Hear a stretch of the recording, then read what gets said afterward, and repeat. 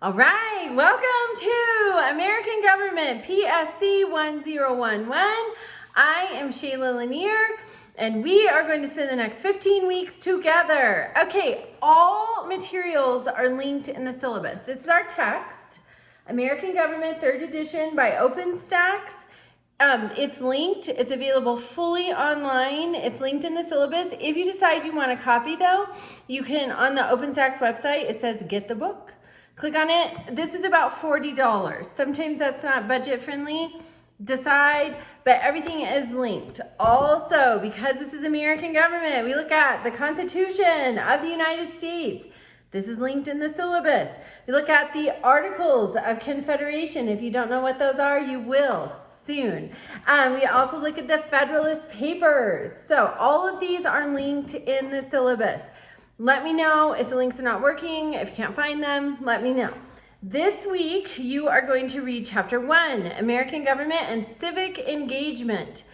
Civic engagement is essential to our system of government. President Lincoln, in his Gettysburg Address, at the end of it, he says, our government is of the people, by the people, for the people. So, of the people.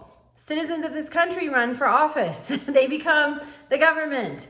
By the people. We vote for them. Alexander Hamilton in Federalist 21 says, the natural cure for an ill administration in a popular or representative constitution, such as ours, is a change of men or women. How do you do that? You vote. Are they doing their job? Keep them in. Are they not? Vote them out. How do you know what they're doing? You pay attention. You follow the news. Sorry, we have a fly in here. You follow the news, and you get it from more than one source. You get it from a source that you think, yes, absolutely, this source is trustworthy, and a source that is reputable, but you don't know if you trust it or not. You have to consult both, because with the repeal of the Fairness Doctrine in the 80s, news stations no longer have to give time to both sides of an important issue. They can just pick which side they're on and showcase that one. And so then sometimes people think there's only one issue. It's up to us to be diligent and paying attention and doing our research. One of the best ways you can participate civically is to vote. If you're 18 or older, get registered to vote. Volunteer. You can work at the polls. You can be a poll worker. You can get involved with your political party. You can volunteer for a campaign. You can go to meetings of your county commissioners. There's so many ways to be involved. You can be writing to your elected representatives, which if you don't know how, don't worry. We're going to do that in this class.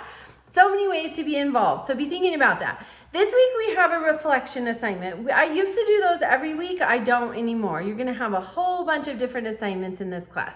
But for this week, it's a reflection assignment. So in the critical thinking questions for Chapter 1, you're going to answer question 12, question 15, and question 16. With your answers, you must have 3 complete sentences. That is the only requirement to get full credit. I mean, they need to be intelligent sentences, but 3 complete sentences at least. You can have more than 3, but if you have fewer than 3, you're going to lose points. Also, there's an extra credit opportunity. We have those all semester long. This week, so it's 2024. This is a presidential election year. We have a Democrat candidate who was not elected. She didn't run in any of the primaries. President Biden was the primary winner.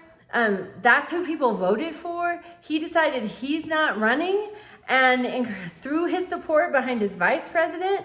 And now she is the Democrat candidate. Or she will be after the convention, if they haven't had it yet. I can't remember. It's sometime this month.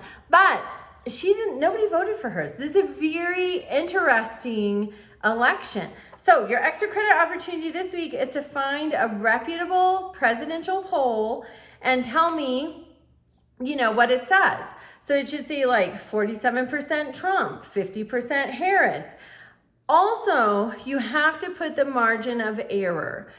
Reputable polls will have a margin of error. They'll say plus or minus 3% for the margin of error. So if President Trump's at 47, if Kamala Harris is at 50 and there's a margin of error of 3%, that means that 3% could be added to President Trump to make him at 50 and her at 47. That's the purpose of the margin of error. So I want you to be paying attention to that. All right, reach out to me with questions. I am so excited you're here. Have a great week.